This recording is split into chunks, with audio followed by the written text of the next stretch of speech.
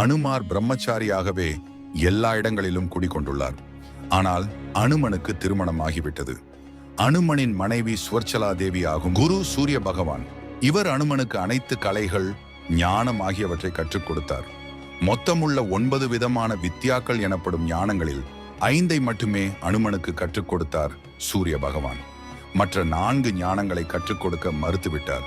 காரணம், திருமணமானவர்கள் மட்டுமே அந்த 4 ஞானங்களையும் கற்றுக்கொள்ள முடியும் என கூறிவிட்டார். மீதமுள்ள அந்த 4 ஞானங்களையும் கற்றுக்கொள்ள வேண்டும் என்றால் அனுமன் திருமணம் செய்து கொள்ள வேண்டும் என்றார் சூரிய பகவான். அனுமன் பிரம்மாச்சாரி என்பதால் தற்போது இக்கட்டான நிலைக்கு ஆளாக்கப்பட்டார்.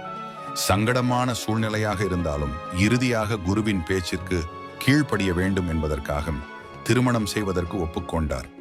ஆனால் எந்த பெண்ணை திருமணம் செய்து கொள்வது, சரியான பெண்ணை எப்படி தேர்வு செய்வது என்பது அனுமனுக்கு மிகப்பெரிய பிரச்சனையாக இருந்தது. அனுமனின் பிரச்சனைக்கு தீர்வு